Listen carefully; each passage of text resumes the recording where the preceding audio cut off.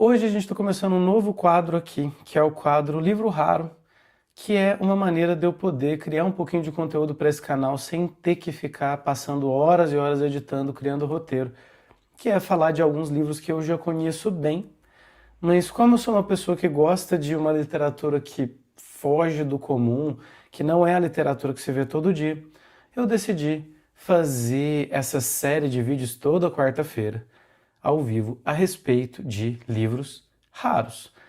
Isso não quer dizer que vão ser livros que você não vai achar em lugar nenhum.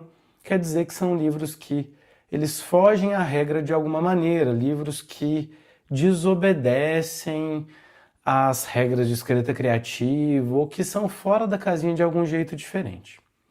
E hoje eu decidi que valia a pena começar com um livro que eu conheço talvez melhor do que qualquer outro, que é Graça Infinita, do David Foster Wallace. É um tijolinho, não deu uma pancada na mesa, balancei um pouco, mas tudo bem. É este tijolinho aqui, que tem essa versão em inglês, né? Infinite Jest. Eu tenho 3 edições desse livro, na verdade, 2 em inglês e 1 em português, mas essa é a única que está comigo agora, porque a primeira vez que eu li ele ainda não tinha tradução para o português. Então, eu li, me apaixonei pelo livro, eu quis fazer o meu TCC em letras sobre ele, só que era muito difícil de achar no Brasil e eu tive que encomendar o segundo para poder emprestar para a minha professora, que seria a minha orientadora. Inclusive, um abraço para a Fanny, que foi uma orientadora maravilhosa, mesmo que, em geral, ela trabalhasse mais com literatura portuguesa. O conhecimento daquela mulher é absurdo e ela soube me guiar, mesmo falando da literatura pós-moderna estadunidense, sendo que a especialidade dela era a literatura feminina brasileira, então, pra vocês terem uma ideia. E o Graça Infinita, né, ele ficou com 1.100 e algumas páginas na tradução. A versão em inglês tem 1.079 com a letrinha desse tamanho. E um livro grande em formato, com uma letra bem pequena, e que eu vou tirar essa jacket dele aqui para ficar um pouquinho mais fácil de manusear. A capa desse livro em português é linda e eu fui para Curitiba depois, né, estudar lá, fazer um mestrado na UFPR com o professor Caetano Galindo, porque foi o Caetano quem traduziu o Graça Infinita para o português e eu queria estudar com ele, eu queria estudar com o cara que traduziu o livro que eu estudava, um dos únicos professores que realmente conhecia essa obra no Brasil. E o que esse livro aqui tem de estranho? O que ele tem de raro? Primeiro, o tamanho, né? É incomum você ver um livro tão gigante quanto esse aqui, ainda mais com letrinha pequena e extremamente diferente na construção que ele tem. Ele tem, no final, são 360, se eu estou bem lembrado, 388 notas de fim de livro. Então você está lendo o livro com a letrinha pequena, aí você chega numa página, está lá, nota 1. Você tem que ir lá para o final, para a nota 1. E assim, são dezenas de páginas de notas com a letra ainda menor do que a do livro principal. E ver o que essa nota está falando. E aí você volta. Então o livro ele te obriga a esse exercício de você ficar indo e voltando à medida em que você lê. E ele é um livro bastante diferente em vários sentidos. Não dá para deixar ele num lugar muito visível aqui, né? Então vai ficar por aqui mesmo. Então, ele é um livro bastante diferente em vários sentidos, porque ele tem uma construção inspirada num fractal. Então, qual que é a ideia dele? É que cada capítulo, cada trechinho pequeno, ele vai refletir o todo, porque o fractal ele tem essa característica, né? Se você for dando zoom nele, você sempre vai estar vendo a mesma imagem. Ele repete a si próprio nessa imagem. E esse livro já foi comparado com a ideia de você jogar um copo de um lugar alto, ele quebra e fica aquele monte de cacos ali, e ele tem uma narrativa que ela se separa assim dessa maneira maluca. E é muito interessante, só que eu tenho que admitir que o início acaba sendo muito difícil para muita gente, e muita gente abandona, não porque ele é tão difícil assim de entender o que está sendo dito, mas porque além dele ser muito grande, ele começa com um monte de narrativas separadas, graças a essa estrutura de fractal que ele tem. Então, o fractal ele tem essa coisa, certo? Se você der o zoom aqui, você vai ver a mesma coisa que se você der o zoom lá, você vai se aproximando, vai ver na mesma imagem. Então o livro ele faz isso como se você estivesse vendo uma vida de uma personagem com esse zoom muito microscópico. Depois você passa para ver a vida de outra personagem com um zoom também extremamente microscópico. E vai vendo de uma, outra, e isso vai se ampliando aos pouquinhos. É por isso que ele tem capítulos que no início são muito curtos, não tão curtos assim, mas curtos para o tamanho do livro. E depois esses capítulos eles vão se expandindo e se tornando cada vez maiores. Capítulos, os últimos têm dezenas e dezenas, talvez até centenas de páginas. E isso representa essa característica. À medida em que você vai se afastando, é como se você estivesse conseguindo enxergar a imagem toda. Vocês já devem ter visto, às vezes, algumas ilusões de ótica ou coisas assim que, se você observa de perto, você consegue ver alguma coisa meio distorcida, você não tem certeza do que você está vendo. Mas se você se afasta um pouco, aí sim é que você enxerga bem a imagem que está tentando ser dita ali. Esse livro é parecido. É como se você começasse muito perto dessa imagem. Você está aqui colado. E aí você vai se afastando, se afastando, se afastando. E aí as diferentes peças começam a se encaixar. Então, o que acontece? No início você está vendo esse monte de pequenas histórias que mais passam a impressão de que é um livro de contos que você está lendo quase. E eu, que tenho o livro de contos publicado, sei que ninguém lê o livro de contos até o final. As pessoas leem alguns contos, a maioria não vai ler todos, ou vai ler um aqui, daqui a 2 anos vai ler outro. Por quê? Porque não tem essa continuidade. Quando você lê um romance, você está lendo um trecho, um capítulo. O próximo capítulo ele é uma continuidade, você quer saber o que vai acontecer depois. Num livro de contos, como os diferentes textos, eles são separados, o que isso quer dizer? Você não tem essa fluidez de eu vou continuar lendo para ver o que acontece. E esse é um problema que o Graça Infinita ele tem, porque no início do livro você está incomodado com o fato de que não flui, né? Que você está parado, que você está lendo e parece que a história não vai para frente, é como se fosse um monte de contos. E o livro é muito grande, então você já leu 300 páginas, que como é muito pequena a letra, parece que foram 600, 700, e na verdade não é essa a sensação. A sensação é que foram bem mais que você leu, e mesmo assim a história não andou, você não chegou em lugar nenhum. E sim, a Marina leu o livro de contos até o final, é uma das raras exceções a isso, mas eu não vou mostrar a tatuagem de fractal que eu tenho, não. Embora ela seja inspirada justamente por isso, né? É uma ideia da arte orgânica, vamos dizer assim. O que seria isso? É uma arte em que os diferentes elementos que compõem ela, eles vão se somar e se encaixar de um jeito muito perfeito.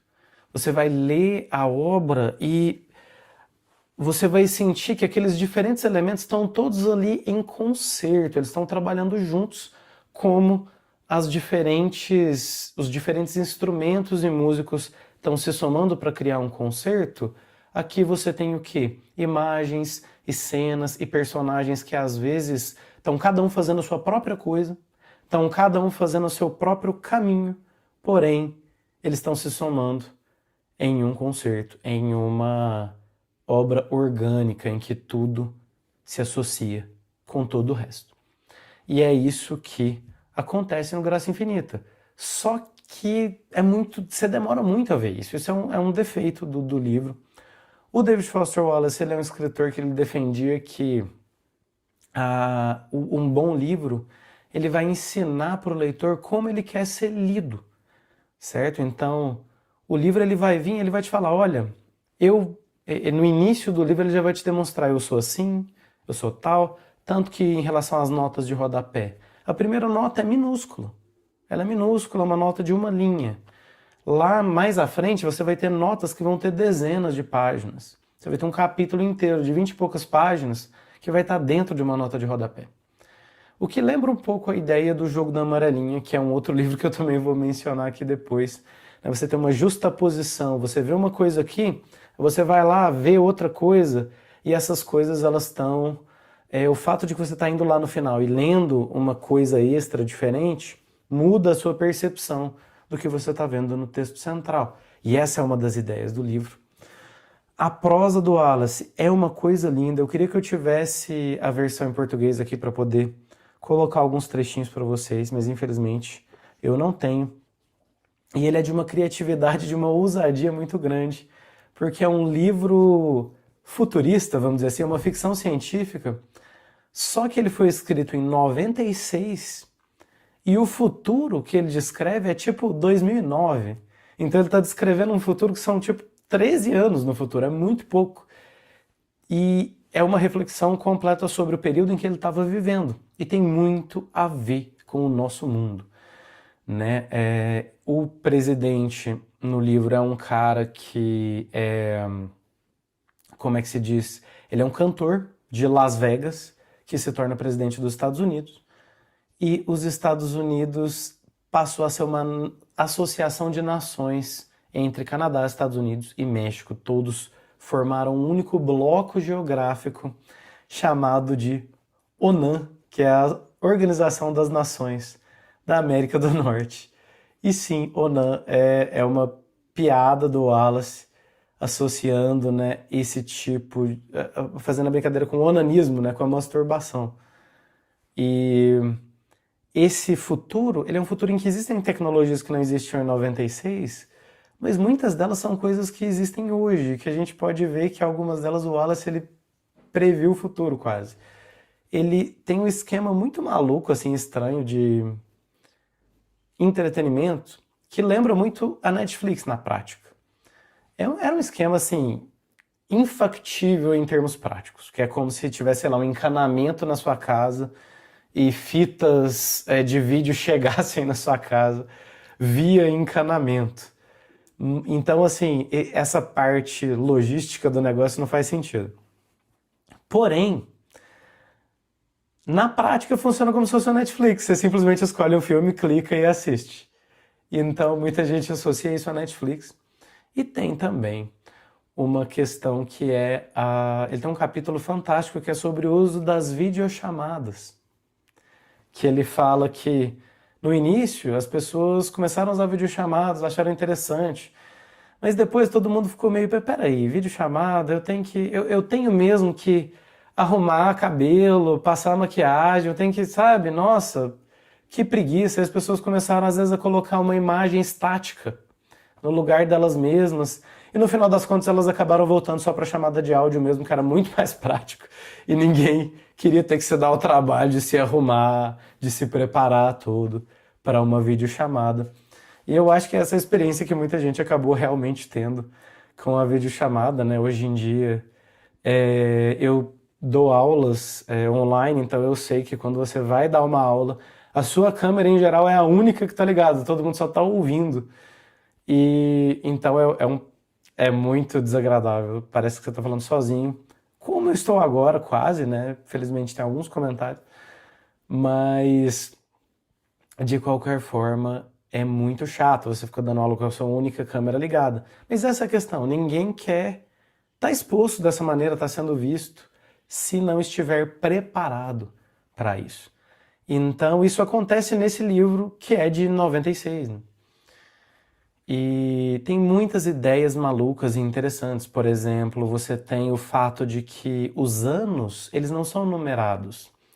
Nesse livro, a partir de, eu creio que é 98, 2001, uma coisa assim, os anos, eles passam a ser patrocinados, certo? Ou seja, você não fala mais o ano de 2007, você fala o ano do Burger King. No caso é o ano do Whopper, né? O sanduíche do Burger King é o nome desse período no livro. Aí você tem o ano feliz do início do livro. que na verdade é o ano de Glad, que é uma marca, né, de produtos também. A maior parte do livro se passa no ano da fralda geriátrica Depend, que é uma marca importante de fraldas geriátricas. Estou com dificuldade de falar essa palavra, mas tudo bem. E então, assim, é muito único. E a ideia do livro, né, o enredo do livro, ele gira em torno de um filme que é tão atraente, que é tão interessante, que é tão bom, que quando qualquer pessoa assiste esse filme, a pessoa fica incapacitada de fazer qualquer outra coisa. Ela fica simplesmente ali, sentada, assistindo, reassistindo, até morrer desidratada. Porque esse filme causa tanto prazer na pessoa que ela não consegue fazer nada além de assistir o filme. A primeira aparição desse filme é uma cena em que chega um envelope com o filme na casa de alguém, a pessoa começa a assistir e ela fica lá. E aí a esposa chega e fica lá também. E todo mundo simplesmente vidra, fica ali. E os bombeiros chegam, tipo, vizinho bate, arromba a porta, o bombeiro entra, arromba a porta e para ali. E isso vai acontecendo com todo mundo. Até que alguém tem a ideia de, tipo, desligar a energia elétrica do quarteirão para eles conseguirem entrar lá sem precisar, sem ter que lidar com isso. E o livro gira em torno de um grupo de terroristas canadenses. É uma história longa e bagunçada, né? Porque basicamente os Estados Unidos, o Canadá e o México se uniram, né? Então você tem grupos terroristas canadenses, que eram os grupos terroristas que antigamente lutavam pela separação do Quebec em relação ao restante do Canadá, passam a lutar pela separação do Canadá em relação aos Estados Unidos. E esse grupo, ele quer o quê? Pegar esse filme e disponibilizar para os Estados Unidos. Porque eles acreditam que as pessoas dos Estados Unidos, elas cresceram aprendendo com as propagandas, com tudo que formou aquele país, que não importa o que importa na vida. Eles aprenderam que o que importa é o prazer, que o que importa é fazer aquilo que vai te dar mais prazer, é escolher aquilo que vai te enriquecer, que vai te trazer uma vida boa. Não importa, não tem relevância você fazer uma coisa pensando nos outros. Não, você tem que pensar em si mesmo. Então eles dizem o seguinte, olha, a gente não vai forçar ninguém a assistir. A gente só vai explicar o que é esse filme e dar a opção. Então, se você é alguém que não consegue escolher cuidar das pessoas ao seu redor, se você é alguém que não consegue pensar naqueles que você ama para ficar no mundo por eles e você está disposto a se sacrificar simplesmente para sentir esse prazer extremo que o filme causa, você vai poder. E os terroristas acreditam que a maioria do povo dos Estados Unidos se sacrificaria em troca desse prazer. Porque eles aprenderam desde sempre que o prazer ele está acima de todas as outras coisas. O prazer pessoal, a sensação que eles têm. E é isso. Essa é a ideia desses terroristas. Que, inclusive, são o grupo conhecido como assassinos da cadeira rolante. Porque é um grupo terrorista composto apenas de pessoas cadeirantes. Então, assim, é um livro muito único, muito diferente em muitos aspectos. E ele também é diferente em muitas coisas em relação à estrutura, né? A maneira como ele é escrito. Você vai ter alguns capítulos que vão ser transcrições, ou como se fossem atas de coisas, que vão ter páginas tipo assim, olha só, eu acho até que tá dando pra ver, hein?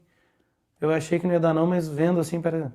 Então, umas transcrições de vídeos, de gravações de entrevistas feitas com o presidente. E assim vai. Você entra num capítulo que é o suposto currículo de Ellen Stipley. E que aí depois você vai descobrir que, na verdade, essa pessoa não existe. Assim, na verdade, ela é uma pessoa inventada pelo governo dos Estados Unidos para tentar enganar o grupo terrorista. E assim vai. Então é uma história que ela vai girar muito em torno dessa questão do entretenimento, como o entretenimento ele vai ser um dos principais temas em torno do livro, porque qual é a ideia? Que nós nos tornamos pessoas viciadas em entretenimento. E que se você for parar para pensar,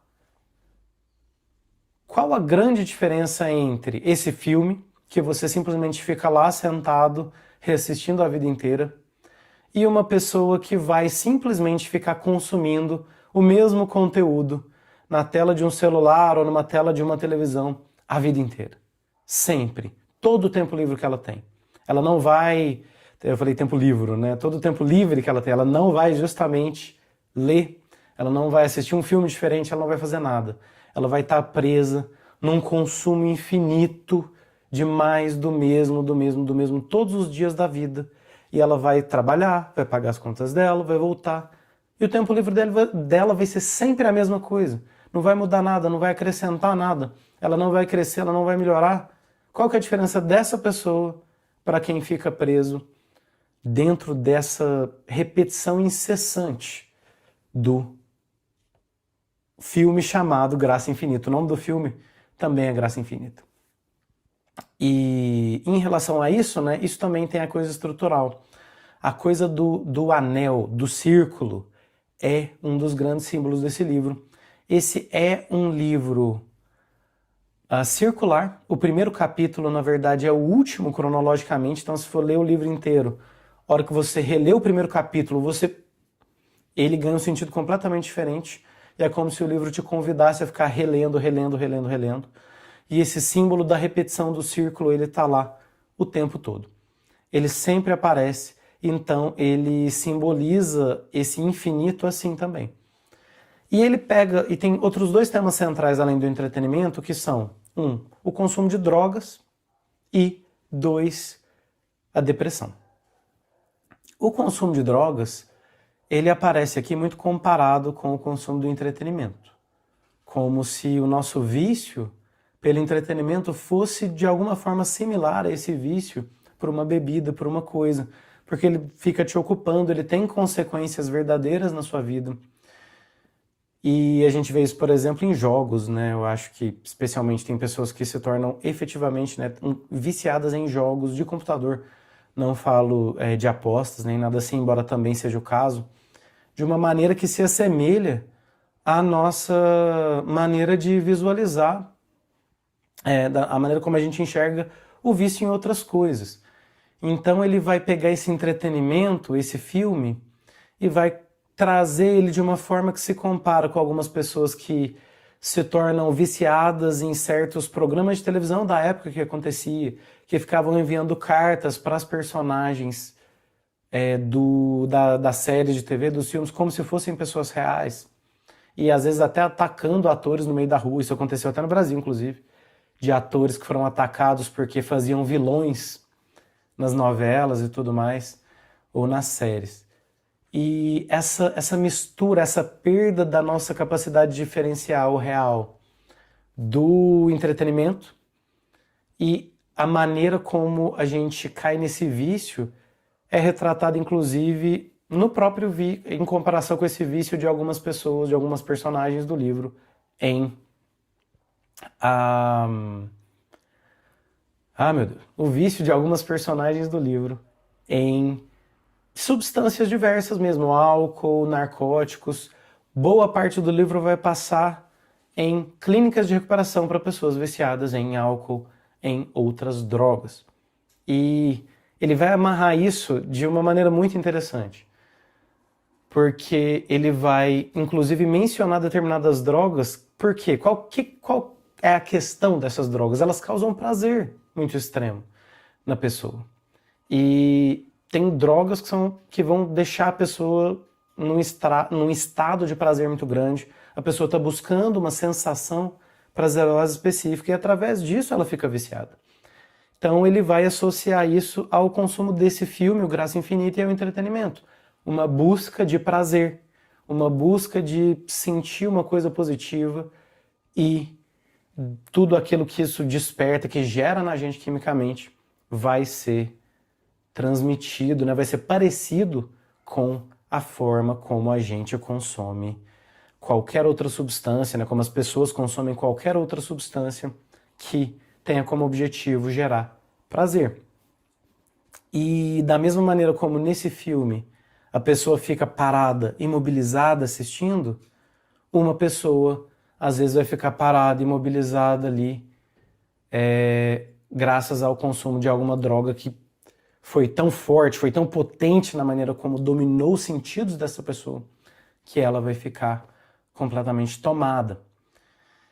Então você tem isso, essa primeira associação. E a questão da depressão, ela também vai se associar de maneiras muito interessantes. O Wallace, ele falou aqui nesse livro de muitas coisas que ele viveu, né? Ele é uma pessoa que teve depressão desde muito novo. Ele foi internado várias vezes, antes mesmo de ter 15 anos de idade, graças a problemas sérios com depressão. Se eu bem me lembro, foi quando ele tinha 15 anos que ele começou a tomar um medicamento antidepressivo que funcionou para ele. E ele continuou tomando esse medicamento por um bom tempo. Só que você não pode tomar esse medicamento que ele tomava com bebida alcoólica, porque ele aumenta muito as chances do vício. E o Wallace efetivamente ficou viciado em bebida alcoólica, foi parar em clínicas de recuperação. E lá ele teve... A experiência dele mudou muito, a experiência de vida dele, a visão dele sobre o mundo. Porque ele era uma pessoa extremamente elitista. Simples assim. Ele era uma pessoa elitista, ele era um cara que achava que, sabe, subestimava as pessoas mais pobres que não tiveram capacidade de ir para uma universidade nem nada, como se a opinião dessas pessoas fosse relevante, como se não tivesse nada ali. Mas ele foi para uma clínica de recuperação, passou a dormir no mesmo quarto com 4, 5 pessoas que eram todas de origem muito mais pobre, que não tiveram o nível educacional que ele teve. E essas pessoas se tornaram a convivência diária dele ali dentro. E ele aprendeu com elas. Ele começou a ver que, peraí, na verdade tem muita coisa nessas pessoas que eu não esperava. Elas têm um tipo de inteligência assim, elas têm inteligência, ponto. Só é uma inteligência que não é treinada academicamente, não é a inteligência que você encontra dentro de uma universidade, mas não deixa de ser inteligência por conta disso. É uma inteligência que vem da experiência, é uma inteligência que vem da vida que essa pessoa levou até agora e de tudo que ela aprendeu ao longo da caminhada dela. Então não importa que ela não tenha ido para uma universidade, ela tem inteligência sim, e ele, que subestimava essas pessoas, aprende a valorizar elas. E algumas das pessoas que ele conhece nessas clínicas vão se tornar, ou vão ser inspirações, né, para alguns personagens essenciais do Graça Infinita. Além disso, a gente também tem essa questão de que depois, né, em relação à depressão, ele vai falar, olha, tem uma personagem aqui que ela, para mim, é um dos momentos mais incríveis do livro, que é uma personagem chamada Kate Gompert, que acorda depois de uma tentativa de suicídio dentro de um hospital psiquiátrico. E ela vai acabar parando nessa clínica de recuperação e etc., porque ela tentou suicídio através de overdose. E ela tá ali, e ela é uma pessoa que tem depressão. E ela menciona o termo depressão psicótica. Por quê? Porque a ideia da psicose, né, como essa depressão psicótica, como essa coisa que é interna. Fala que a pior coisa dessa depressão é que os outros, as pessoas ao seu redor, elas não enxergam, elas não veem aquilo pelo que você está passando. Porque se alguém vai lá e te dá uma facada no braço e você grita de dor, isso é perfeitamente compreensível, é uma dor que está todo mundo enxergando de onde aquela dor vem. Mas a dor da depressão é uma dor completamente interna. Ninguém consegue ver, não tem uma faca visível no seu braço, não tem nada disso. Então, é psicótico, mas fica fazendo parecer que é uma dor quase, na opinião dela, né, que é quase inventada, uma dor que é impossível de você explicar, que ninguém tem como compreender o que você está sentindo. E aí ela usa essa metáfora. Ela, é como você está no topo de um arranha-céu em chamas. As pessoas que estão lá embaixo, elas estão olhando para cima e para quem está na beira ali, estão gritando, não pula, não pula. Mas elas não conseguem compreender que o terror que é o fogo. O fogo não está do lado delas que está lá embaixo, o fogo está lá em cima, junto com a pessoa que quer pular. E essa pessoa, ela não está pulando porque, ele fala, ela não está pulando porque ela chegou à conclusão que o que há de bom e de ruim na vida não está equilibrado. Ela não está pulando porque, de repente, ela não tem mais medo de cair, não tem medo de morte nem nada. Ela está pulando porque o fogo é uma dor ainda pior do que o medo do salto. Então, assim, ela está fugindo de uma dor. Ela está fugindo de algo pior que a morte. É essa a questão. Então, é assim que ele discute o suicídio. E a depressão vai ser um tema que ele vai abordar em outros livros e que vai estar sempre no radar dele essa ideia da impossibilidade da comunicação. E é aí que ele amarra o livro. É aí que o Graça Infinita se amarra. Porque você tem esse personagem, o Hal, que é o personagem principal, é um menino hiper inteligente. No sentido assim, ele tem dicionários memorizados, basicamente. Ele é de um nível absurdo de capacidade intelectual. E ao longo do livro, quando você começa, né, o primeiro capítulo, na verdade, é o fim, né? E quando você começa o livro, você tem essa impressão de que o Hal, ele é uma pessoa... Ele fala e ninguém entende. O livro ele passa essa mensagem. O Hal fala, ninguém entende. Todo mundo parece que está urrando igual um maluco. Isso acontece, depois você vai ver que isso acontece só lá no final. E você nunca vê exatamente o que faz com que ele perca completamente essa capacidade de comunicação. Só que o pai dele, ele já não estava entendendo ele desde muito antes. E o pai dele, ele cria esse filme que entretém acima de qualquer coisa como uma maneira de tentar chegar até o Hal. Ele vai fazer a coisa mais prazerosa, mais interessante possível para que ele consiga se comunicar com o filho. E quando o filho tenta falar com ele, ele não escuta, eles não se escutam. Então tem a dor da impossibilidade da comunicação, que é a mesma dor da depressão, que é a mesma dor psicológica, ela é colocada aí como uma dor que vai se parecer muito com o fundo do poço de uma pessoa que se viciou em drogas e não consegue explicar para ninguém mais aquela sensação. E essa comparação dos extremos que se aproximam, né? De um lado, você tem essa dor absurda, impossível da pessoa que como é que eu vou dizer? Você tem essa dor extrema, absurda, impossível, e do outro lado você tem o prazer extremo, absurdo, impossível, e o resultado de ambas as coisas é incomunicável. Nada disso pode ser compreendido, pode ser explicado.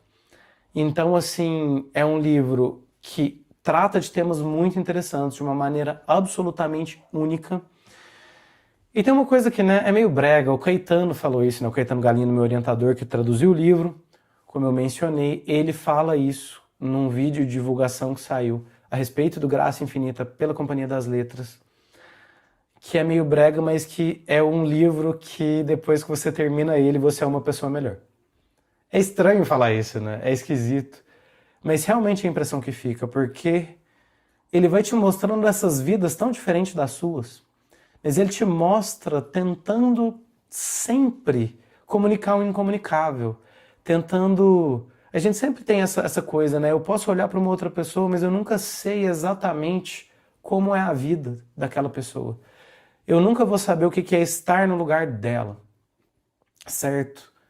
Mas esse livro, ele mostra que por mais que você nunca possa chegar lá, é possível você chegar um pouquinho mais perto, você entender melhor. E todos os personagens do livro, Você acompanha o sofrimento delas de uma tal maneira, você acompanha a vida delas de uma tal maneira que você simplesmente entende de uma outra forma, você passa... ele te dá essa impressão de que a vida humana é tão complexa que as outras pessoas têm razões por que elas estão fazendo também. E não que elas devam ser perdoadas por qualquer coisa que elas façam, que tudo é justificável ou explicável. Mas sim que tem tanta gente aí com sofrimento tão grande que vale a pena você tentar entender essas pessoas antes. Porque muitas vezes esse sofrimento que elas têm é uma coisa incomunicável, algo que você nunca vai conseguir alcançar. Mas é isso, esse foi um breve comentário, talvez não tão breve, sobre o Graça Infinita, o livro que eu estudei no meu TCC, no meu mestrado, e que está sempre aí na minha vida, que é um livro muito bom do David Foster Wallace. E eu vou ficando por aqui, vocês vejam se vocês têm algum livro que vocês acham interessante, fogem à regra. Se vocês já leram esse livro e querem fazer um comentário a respeito dele, fiquem à vontade. É um livro fantástico e de agora em diante, toda quarta-feira, eu vou fazer mais uma edição do Livro Raro, em que eu vou falar sempre de livros que fogem um pouco ao normal, que não são os mais comuns do mundo. Eu espero que vocês possam participar ou assistir depois, que eu imagino que seja mais provável. Então é isso aí.